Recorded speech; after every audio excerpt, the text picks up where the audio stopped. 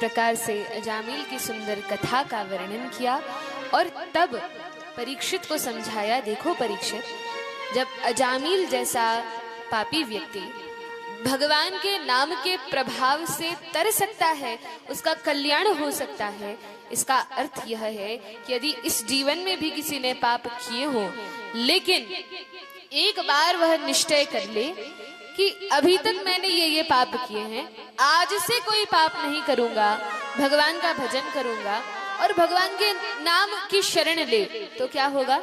उसके वो जो पुराने पाप हैं भगवान उनको नष्ट कर देंगे। गीता में भगवान कहते हैं, सर्व धर्मान परित्यज्य मामेकम शरणं व्रज अहम त्वाम सर्व पापेभ्यो मोक्षयिष्यामि मा शुचः। एक बार कोई मेरी शरण में आ जाए और फिर कोई पाप न करे तो मैं उसके पाप नष्ट कर देता हूँ, मोक्ष प्रदान कर देता हूँ। अब यह हम और आपके ऊपर है कि हमने जो पाप किए हैं उन्हें दोबारा न दोहराए और भगवान के नाम की शरण ले, भगवान की कथा की, संतों की, भक्तों की और गुरुदेव की शरण में जाएं तो भगवान उन सारे पापों को नष्ट कर देते हैं।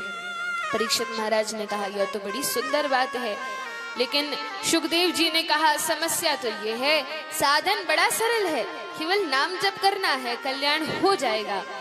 और ऐसा नहीं है कि यदि हम पाप कर रहे हैं, नहीं छूट रहा है तो नाम नहीं लेंगे, पहले छोड़ेंगे फिर नाम लेंगे, ऐसी बात नहीं है। यदि आप किसी पाप में रत हैं भी, यदि जाने अनजाने में कोई पाप हो भी रहा हो तो भी यदि नाम जप करेंगे तो क्या होगा? धीरे धीरे आपके हृदय से वो पाप करने की प्रवृत्ति ही चली जाएगी, आपकी इच्छा ही नहीं होगी कि मैं कोई पाप करूं। तब अपने आप नाम की एक बार शरण ले लें, हम जैसे हैं वैसे ही नाम महाराज की, नाम भगवान की शरण ले लें और हमारा कल्याण निश्चित है। इस प्रकार से अजामिल की कथा का वर्णन किया। आगे कई कथाएं आती हैं, जैसे वर्णन किया था दक्ष का, प्रजापतियों का, प्रचेताओं का जो पुत्र हुआ वह दक्ष हुआ, और तब दक्ष के वंश का वर्णन किया कि कई पुत्र हुए, उन सभी पुत्रों को एक एक बार में, क्योंकि दक्ष को वरदान था, 10,000 पुत्रों की उत्पत्ति होती थी। नारद जी सबको ऐसा पाठ पढ़ाते थे कि सब बाबा जी बन जाते थे, सब ब्रह्मचारी सन्यासी बन जाते थे। एक बार दक्ष को क्रोध आया, श्राप दे दिया। क्या श्राप दिया? कि मैं सृष्टि करना चाहता हूँ, मेरे सारे पुत्रों को वैराग्यवान बना देते हो, एक स्थान पर अधिक समय तक नहीं ठहर सकते, क्योंकि जब एक स्थान पे अधिक समय रहेंगे, समझाएंगे, तभी तो हृदय परिवर्तन होगा। एक स्थान पे अधिक समय नहीं टिक सकते हो, शाप दे दिया। नारद जी ने कहा, ये तो और अच्छा है, भक्तों को वरदान मिले, शाप मिले, वो उसको भगवान की भक्ति में ही लगा देते हैं। भक्त बड़े समझदार, बड़े चतुर होते हैं। नारद जी ने कहा, कोई बात नहीं, वैसे भी साधु को एक स्थान पर नहीं रहना चाहिए, क्योंकि साधु और जल यदि एक स्थान पर टिक जाए तो क्या होगा? मैला हो जाएगा, खराब हो जाएगा। इसलिए साधु को विचरण करते रहना चाहिए और पानी को बहते रहना चाहिए। नारद जी ने कहा, यह तो बड़ी अच्छी बात है, ठीक है, अब हम कभी यहाँ तो कभी वहाँ, कभी इसको उपदेश देंगे, कभी उसको भक्त बनाएंगे और इस प्रकार से भजन करेंगे। आगे कथा आती है कि एक बार इंद्र ने अपने गुरु बृहस्पति का अपमान किया, जिसके कारण इंद्र का पतन होता है। तब चित्रकेतु महाराज की बहुत सुंदर कथा का वर्णन है। किस प्रकार से ये चित्रकेतु महाराज अगले जन्म में शंकर जी और पार्वती जी का अपमान करने के कारण इन्हें असुर का शरीर प्राप्त होता है, लेकिन पिछले जन्म में जो भक्ति की थी, साधन किया था, वह नष्ट नहीं जाता। वृत्रासुर के रूप में इनका जन्म तो हुआ, असुर के रूप में जन्म हुआ, लेकिन ये अभी भी असुर देह में रहकर भी भगवान के महान भक्त हैं। हमारे पास अधिक समय नहीं है, कृष्ण जन्म की ओर आगे बढ़ना है, इसलिए संक्षेप में चरित्रों का श्रवण करके आगे बढ़ेंगे। वृत्रासुर महाराज जब प्रकट होते हैं तो इंद्र के साथ 1 वर्ष तक बड़ी भयंकर लड़ाई होती है, लेकिन उस लड़ाई के बाद जब उन्हें लगता है कि अब प्राणों का त्याग करना है, अब शरीर छूटेगा, तो भगवान की बड़ी सुंदर स्तुति करते हैं। कहते हैं कि हे प्रभु, भगवान ने कहा, बताइए आपको क्या चाहिए? तो वृत्रासुर 4 श्लोकों में ऐसी सुंदर स्तुति करते हैं कि यह स्तुति वास्तव में सभी को याद होना चाहिए और प्रतिदिन हमें भगवान से ये प्रार्थना करनी चाहिए। क्या कहते हैं? अहम हरे तव पादैक मूल दासानु दासो भवितास्मि भूयः। हे हरि, मुझे आपसे और कुछ नहीं चाहिए, लेकिन मैं ये मांगता हूँ कि मैं आपके दासों का दास बन जाऊं। जैसे महाप्रभु जी कहते हैं ना, गोपी भर्तुः पदकमलयोर दास दासानु दासः। इसी प्रकार से वृत्रासुर कहते हैं, अहम हरे तव पादैक मूल दासानु दासो भवितास्मि भूयः। दासों का दास बन जाऊं। अच्छा, दासों का दास बन के क्या करोगे? मनः स्मरे तासुपतेर गुणांस्ते गृणीत वाक्कर्म करोतु काया। हे भगवान, मैं आपके दासों का दास बन जाऊं और मेरा मन सदैव आपके गुणों में, आपकी लीलाओं में, कथाओं में लगा रहे। गृणीत वाक्कर्म करोतु काया, और अपने शरीर से मैं क्या करूं? आपकी वाणी से जो वचन निकले हैं उनका मैं पालन करूं। अर्थात मन से तो मैं आपका स्मरण करूं और अपने शरीर से ऐसा कर्म करूं जिससे आप प्रसन्न हो सके। अच्छी बात है। और भी कुछ चाहिए? वृत्रासुर कहते हैं, न नाक पृष्ठम न च पारमिष्ठम। हे प्रभु, न तो मैं आपसे ये प्रार्थना करता हूँ कि मुझे स्वर्ग भेजो, नहीं नाथ, मुझे स्वर्ग भी मत भेजना, यहाँ तक कि ब्रह्मलोक भी मत भेजना। फिर कहाँ जाना है? तो कहा कि स्वर्ग भी नहीं जाना, ब्रह्मलोक भी नहीं जाना, पारमेष्ठ्यम, विष्णु लोक भी नहीं जाना। मुझे ना इस लोक की गति चाहिए, ना परलोक की गति चाहिए। फिर क्या चाहिए? न सार्वभौमम न रसाधिपत्यम। हे नाथ, न तो मैं ये चाहता हूँ कि इस पृथ्वी का राजा मुझे बना दिया जाए, मैं सार्वभौम राजा बन जाऊं, ये भी नहीं चाहिए। न रसाधिपत्यम। तो कहा अच्छा, जो नीचे के लोग हैं वहाँ संपत्ति अधिक है, नाग लोग इत्यादि में, तभी तो बलि महाराज को सुतल लोक दिया। कहा नहीं नहीं, वो सारे लोग भी नहीं चाहिए, ऊपर के भी नहीं चाहिए, मध्य के भी नहीं चाहिए, नीचे के भी नहीं चाहिए। फिर क्या चाहिए?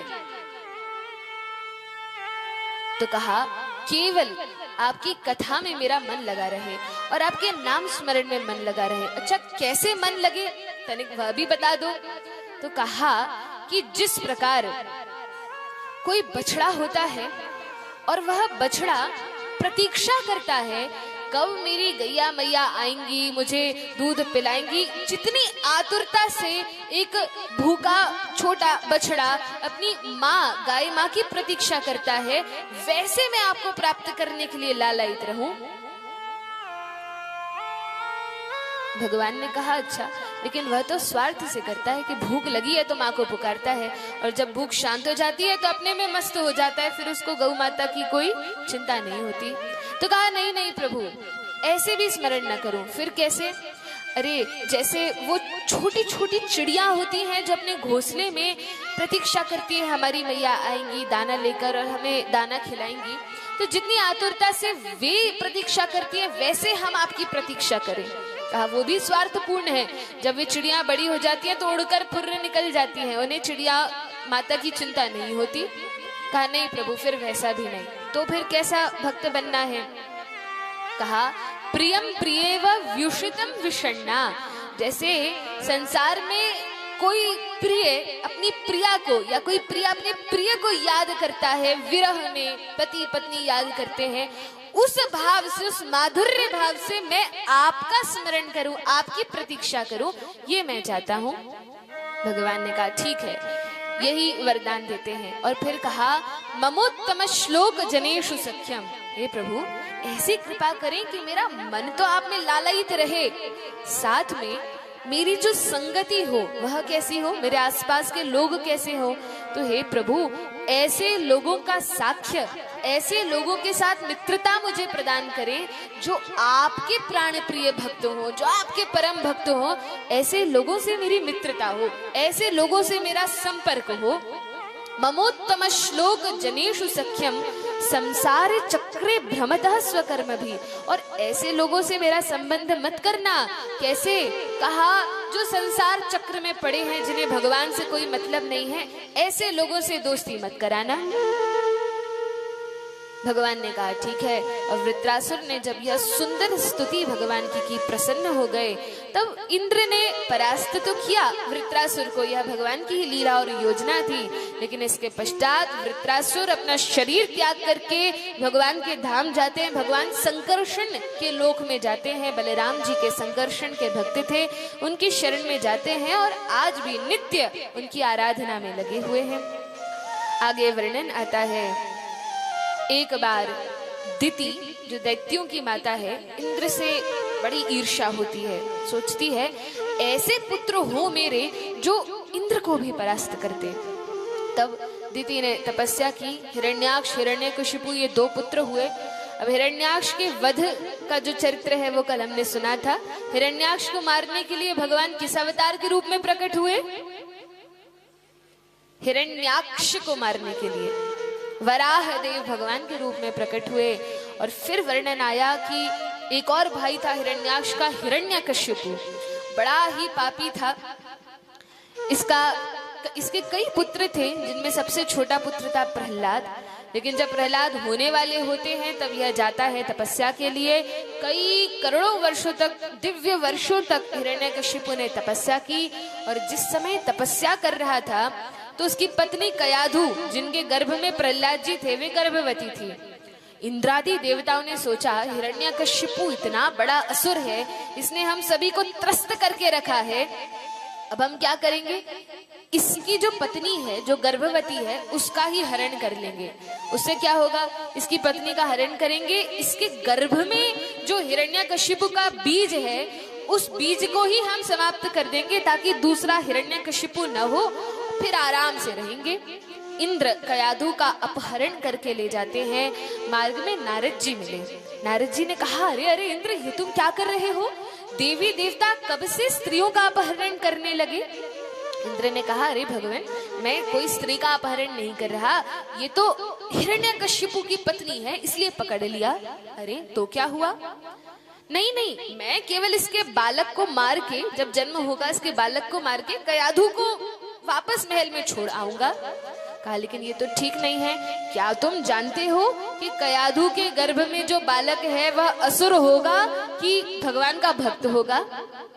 इंद्र ने कहा, अरे जैसा पिता होता है वैसा ही बच्चा होता है, तो हिरण्यकशिपु जैसा पापी है उसका पुत्र भी तो वैसा ही होगा।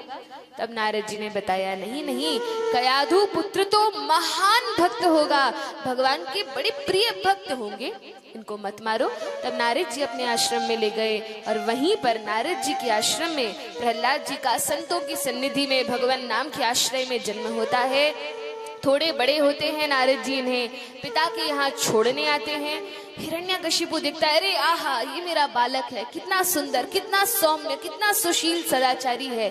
अपनी गोद में बैठा लिया छोटे प्रहलाद को और कहा, प्रहलाद, तुम तो नारद जी के आश्रम से आए हो, बताओ क्या सीख कर आए हो?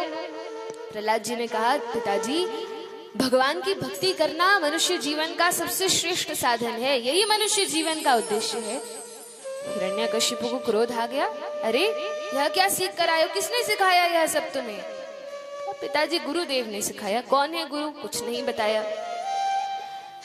हिरण्यकशिपु ने सोचा, बेचारा नारद जी के आश्रम से आया है, गलत गलत शिक्षा लेकर आ गया भगवान की भक्ति की, अब हम इसको क्या करेंगे? अब हम इसको हमारे गुरुकुल, असुर गुरुकुल में डालेंगे, जिसमें भगवान के विषय में कुछ नहीं बताया जाता, जिसमें केवल भौतिक शिक्षा दी जाती है, आसुरी शिक्षा दी जाती है। हिरण्यकशिपु ने अपने गुरुकुल में डाल दिया और तब प्रहलाद जी को सारी चीजें पढ़ाने लगे। अस्त्र शस्त्र की विद्या, इस शस्त्र से ऐसा भाला चलाना, ऐसा धनुष चलाना, मारने कूटने, हिंसात्मक शिक्षा देने लगे। तो प्रहलाद जी वहां पर कुछ नहीं कहते, जो गुरु समझाते उनका भी आदर करते, जो भी उनके गुरु थे उनका भी आदर करते, असुर गुरुओं का भी आदर करते, लेकिन अपने हृदय में हरि का स्मरण कभी नहीं छोड़ते। कुछ दिनों बाद फिर हिरण्यकशिपु ने बुलाया, कहा, बेटा अब बताओ, अब क्या सीख कर आए हो? हिरण्यकशिपु ने सोचा, अब भूल गया होगा भगवान विष्णु को, अब बताएगा कि मैंने ये सीखा, मैंने ये डिग्री ले ली केमिस्ट्री में, फिजिक्स में, मैथ्स में। लेकिन प्रहलाद जी ने क्या कहा? प्रहलाद जी ने कहा, पिताजी, मैंने तो यह सीखा है क्या सीखा है? श्रवणम कीर्तनम विष्णोः स्मरणम पाद सेवनम अर्चनम वंदनम दास्यम सख्यम आत्मनिवेदनम। पिताजी मैंने ये सीखा है कि भगवान विष्णु हैं, उनके नाम का श्रवण करना चाहिए, कथा सुनना चाहिए, फिर जो सुना है उसका कीर्तन करना चाहिए, फिर भगवान का स्मरण करना चाहिए, उन भगवान की अर्चना वंदना और दास्य भाव में सेवा करनी चाहिए। यह सब मैंने सीखा है। नवदा भक्ति का उपदेश कर दिया। हिरण्यकशिपु ने कहा, हे भगवान, कोई तो है जो असुर गुरुकुल में भी आकर इसके कान भरता है, इसको गलत गलत शिक्षा देता है। हिरण्यकशिपु को बहुत क्रोध आया, अपनी गोद से छोटे से सुकुमार बालक को नीचे फेंक दिया। और जब इस प्रकार से फेंका, प्रहलाद जी ने कुछ नहीं कहा, प्रहलाद जी चुपचाप खड़े हो गए। तब षंड और अमर्क से कहा, ले जाओ इसको दोबारा और अब अच्छे से शिक्षा देना। और प्रहलाद जी तो चले गए चुपचाप। हिरण्यकशिपु ने बहुत योजना बनाई। ऐसा दुष्ट, ये जो असुर होते हैं इन्हें कोई मतलब नहीं होता, कौन पुत्र कौन माता, ये तो बस अत्याचार में लगे रहते हैं। हिरण्यकशिपु ने कहा, ये मेरे शत्रु विष्णु की पूजा करता है, निकाल दो इसको, हमें अपने घर में नहीं रखना, गुरुकुल में भी नहीं रखना, मार डालो इसको। मारने का प्रयास किया, कैसे मारे? विष दिया, वो भी काम नहीं किया। तब कहा कि अरे पहाड़ की चोटी से नीचे फेंक दो। प्रहलाद जी को धक्का मारकर फेंक दिया गया हिरण्यकशिपु के सैनिकों द्वारा। लेकिन भगवान तो कृपालु हैं, भक्त वत्सल हैं, भक्त की रक्षा में हमेशा खड़े रहते हैं। भगवान नीचे आकर प्रहलाद जी को झेल लिया, प्रहलाद जी को अपने हाथों में ले लिया, प्रहलाद जी की रक्षा हो गई। अरे सर्पों के बीच में इसको रख दो, सर्प डसेंगे मर जाएगा, तब भी नहीं मरे। कई यातनाएं प्रहलाद जी को दी गई, तब उबलती हुई कढ़ाई में डाला गया, आग में डाला गया, लेकिन क्योंकि प्रहलाद जी हर समय भगवान का स्मरण करते हैं इसलिए उनकी रक्षा हो गई। जब भगवान रक्षा करें तो कौन मार सकता है? राखे कृष्ण मारे के और मारे कृष्ण राखे के। जब कृष्ण किसी की रक्षा कर रहे हो, भला उसको कौन मार सकता है? और यदि कृष्ण किसी को मारने के लिए उतारू हो जाए तो भला उसको कौन बचा सकता है? तब कोई नहीं बचा सकता। जैसे अम्बरीश महाराज की रक्षा करने के लिए दुर्वासा मुनि पर जब चक्र छोड़ा गया, दुर्वासा मुनि भागते भागते सब स्थानों पर गए, यहाँ गए वहां गए, स्वर्ग गए, देवी देवताओं के पास, भोलेनाथ के पास, लेकिन सबने कहा अरे भैया भगवान का चक्र है, हम नहीं बचा सकते, किसी ने शरण नहीं दी, इसलिए भगवान की शरण में ही रहना चाहिए। प्रहलाद जी तो गुरुकुल में भी जाते, तो जब देखते कि षंड और अमर्क बाहर हैं, भक्तों का क्या है, भक्तों को तो जब अवसर मिलता है भगवान के नाम का प्रचार शुरू कर देते हैं। तो प्रहलाद जी देखते कि गुरुकुल में षंड और अमर्क नहीं है, तो क्या करते? अपने सारे मित्रों को लेकर बैठ जाते और भगवान की कथा सुनाते। तुम लोगों को पता है ये वृक्ष किसने बनाए, ये संसार किसने बनाया, कौन भगवान विष्णु है, बताने लगते। और बेचारे छोटे असुर बालक बड़े कोमल हृदय के हैं, बच्चे तो असुरों के हों देवताओं के हों, बड़ा कोमल हृदय था। प्रहलाद जी की बात मान ली, बड़े भाग्य थे उनके जो प्रहलाद जी जैसे मित्र उनके थे। और तब प्रहलाद जी ने अपनी संकीर्तन पार्टी बना ली और सभी भक्तों के साथ, सभी असुर बालकों के साथ मित्रता करके और संकीर्तन प्रारंभ कर दिया।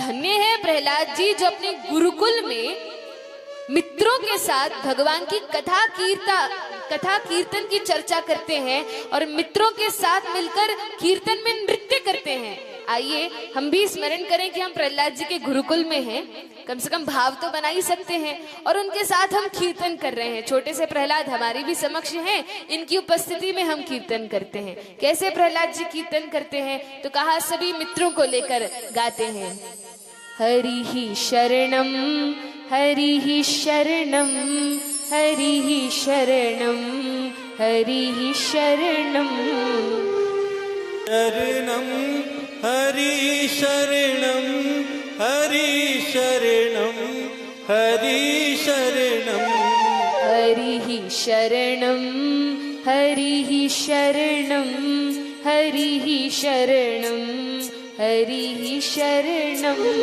हरि शरणम हरि शरणम हरि शरणम हरि शरणम। देखिए याद रखिएगा, हम सभी किसके साथ कीर्तन कर रहे हैं? प्रहलाद जी के साथ, उनके गुरुकुल में।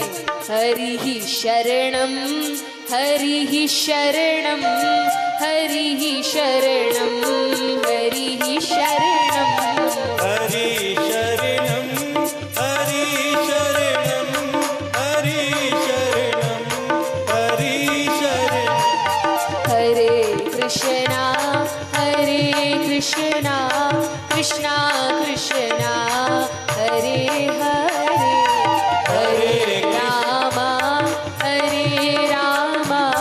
राम राम हरे हरे हरे कृष्णा कृष्णा कृष्णा हरे हरे हरे राम राम हरे हरे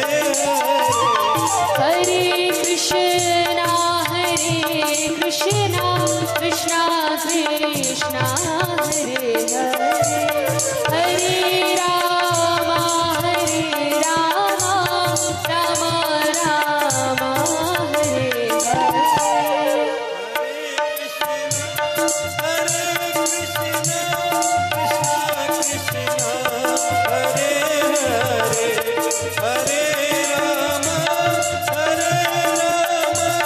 राम राम हरे हरे देखिए, जब प्रहलाद जी गाते हैं तो उनके साथ उनके मित्र भी गा रहे हैं। प्रहलाद जी अकेले थोड़ी ना है, मित्र भी हाथ ऊपर करके और झूम रहे हैं कीर्तन में।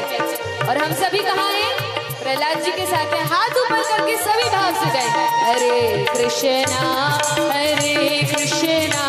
कृष्णा कृष्णा हरे हरे हरे राम राम हरे हरे हरे कृष्णा कृष्णा कृष्णा हरे हरे हरे राम राम हरे हरे हरे कृष्णा कृष्णा कृष्णा हरे हरे हरे राम राम हरे हरे हरे कृष्णा कृष्णा कृष्णा हरे हरे हरे राम राम हरे हरे हरे कृष्णा कृष्णा कृष्णा हरे हरे हरे राम राम हरे हरे हरे कृष्णा कृष्णा कृष्णा हरे हरे हरे राम राम हरे हरे हरिः शरणं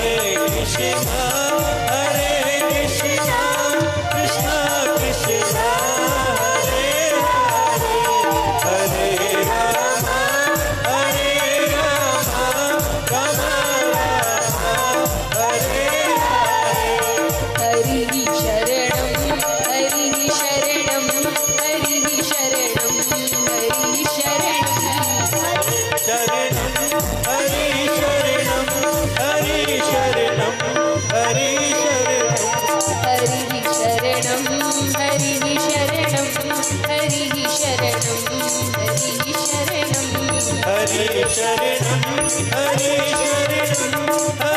शरणं हरि शरणं हरिः शरणं हरिः शरणं हरिः शरणं हरिः शरणं हरि शरणं हरि शरणं हरि शरणं बोलिए भक्तवत्सल भगवान की जय। हरे कृष्णा कृष्णा कृष्णा हरे हरे हरे राम राम राम हरे हरे। प्रहलाद जी इस प्रकार से कीर्तन करते हैं, जिसकी रक्षा स्वयं भगवान कर रहे हो उसको कौन प्रताड़ित कर सकता है। जब प्रहलाद जी वापस घर जाते हैं हिरण्यकशिपु के पास, हिरण्यकशिपु कहता है ये और किसी से नहीं मरने वाला, इसको मैं स्वयं अपने हाथों से मारूंगा। और हिरण्यकशिपु प्रहलाद जी को मारने की योजना बनाता है। मारने के पहले एक बार पूछता है, प्रहलाद देखो, तुम हमेशा कहते हो विष्णु तुम्हारी रक्षा करते हैं, श्री हरि तुम्हारी रक्षा करते हैं, क्या तुम्हें दिखते भी हैं? कहा हाँ पिताजी, मुझे तो भगवान दिखते हैं। अच्छा दिखते हैं तो मुझे भी दिखाओ, कहाँ हैं तुम्हारे भगवान? कहा पिताजी भगवान कहाँ नहीं है। अरे कहीं तो होंगे, बताओ जरा। पिताजी जले विष्णु स्थले विष्णु विष्णु पर्वत मस्तके ज्वाला माला कुले विष्णु सर्वम विष्णुमयम जगत। पिताजी भगवान तो मुझे जल में भी दिख रहे हैं, स्थल में भी दिख रहे हैं, आकाश में भी दिख रहे हैं, पृथ्वी पर भी दिख रहे हैं, आग में भी दिख रहे हैं और मुझ में भी दिख रहे हैं। भगवान तो सर्वत्र हैं, भला भगवान कहाँ नहीं है? हिरण्यकशिपु ने कहा छोड़ो ये सब बातें, ये बताओ ये जो सामने खंबा है, क्या इस खंबे में भी तेरे भगवान हैं? प्रहलाद जी ने कहा पिताजी भगवान तो हर जगह है, और जब हर स्थान पर हैं तो खंबे में भी हैं। हिरण्यकशिपु ने कहा ठीक है, मैं अपनी गदा का प्रहार इस खंबे पे करता हूँ, इसको तोड़ता हूँ, देखते हैं तेरा भगवान प्रकट होता है कि नहीं। और भगवान तो भक्त वत्सल हैं, भक्त जहाँ इंगित करते हैं भगवान वहां से प्रकट हो जाते हैं। हरि व्यापक सर्वत्र समाना, प्रेम ते प्रकट हो ही मैं जाना। प्रहलाद जी ने कहा ठीक है पिताजी, इस खंबे को आप फोड़ दीजिए, इसमें से भगवान प्रकट हो जाएंगे। और प्रहलाद जी ने मन ही मन किया, हे प्रभु आज यदि आपको मेरी लाज रखनी हो तो रख लेना, प्रकट होना हो तो हो जाना, नहीं होना हो तो आपकी इच्छा।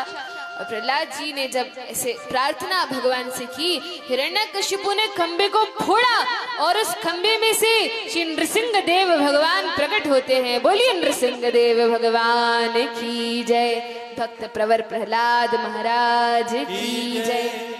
नृसिंह देव भगवान का प्राकट्य होता है, कुछ समय तक तो युद्ध करते हैं और तब अपनी जंघा पर रखकर महल की चौखट पर बैठकर नृसिंह देव भगवान हिरण्यकशिपु को मारने लगते हैं, उसके वक्षस्थल को फाड़ देते हैं। और हिरण्यकशिपु कहता है अरे तुम क्या कर रहे हो, मैं मर नहीं सकता, मुझे वरदान है। किसका? किसका वरदान है? ब्रह्मा जी का। ब्रह्मा जी ने वरदान दिया है, न दिन में मरूंगा न रात में। श्री नृसिंह देव भगवान ने कहा अभी न दिन है न रात, संध्या का समय है, अभी जो समय है इसी समय पर नृसिंह देव ने मारा था हिरण्यकशिपु को। कहा संध्या का समय है, कहा नहीं नहीं मैं 12 महीने से किसी महीने में नहीं मर सकता। भगवान ने कहा इसलिए तो मैंने अधिक मास बनाया है। हिरण्यकशिपु ने कहा अरे ऐसे कैसे मार सकते हो, मेरे पास तो बहुत वरदान है, न तो मनुष्य से मर सकता हूँ, न पशु से, न देवता से। भगवान ने कहा मैं ना मनुष्य हूँ, ना पशु हूँ, ना देवता हूँ, मैं तो नरसिंह के रूप में प्रकट हूँ और वैसे भी भगवान हूँ। और एक एक उसकी प्रतिज्ञा, एक एक वरदान याद दिलाकर हिरण्यकशिपु को मार देते हैं। कैसे मारा? जैसे कोई छोटा बच्चा किसी भृंग को कुचल देता है, इस प्रकार से नृसिंह देव ने आसानी से उसका वध कर दिया। जय जयकार होने लगी, प्रहलाद की रक्षा की, प्रहलाद को खूब वात्सल्य प्रेम किया, क्योंकि सिंह का रूप है तो चाटते हैं, प्रेम करते हैं। इस प्रकार से प्रहलाद महाराज को प्रेम किया गया और तब राज्याभिषेक कर दिया, राजा बनाया। आगे और भी कई कथाएं हैं। गजेंद्र मोक्ष की सुंदर कथा का वर्णन है। गजेंद्र बड़ी सुंदर स्तुति भगवान की करते हैं। और गजेंद्र का कल्याण क्यों हुआ? क्योंकि पिछले जन्म में जिस स्तुति का वे नियमित पाठ किया करते थे, कष्ट के संकट के समय पर वही स्तुति याद आ गई, इससे गजेंद्र का कल्याण हो गया। भगवान श्री हरि रक्षा के लिए आ गए, कमल का पुष्प उन्हें अर्पित किया गया और इस प्रकार से गजेंद्र का उद्धार किया। बोलिए गजेंद्र मोक्ष की जय, भगवान श्री हरि की जय। भगवान ने गजेंद्र का भी उद्धार कर दिया। 8वें स्कंद में इस प्रकार से कथा है। आगे 9वें स्कंद में यदुवंश का और रघुवंश का बहुत विस्तार से वर्णन है। सूर्यवंश और चंद्रवंश, ये 2 वंश राजाओं के कहे गए हैं। सूर्यवंश का भी विस्तार से वर्णन किया और वर्णन करते करते महाराज अज, फिर महाराज दशरथ का बड़ा सुंदर वर्णन किया। ये दशरथ महाराज हैं, इनकी कितनी पत्नियां हैं? अब तो 4था दिन आ गया, अब तो जोर शोर से जोश से आप लोग उत्तर दीजिए।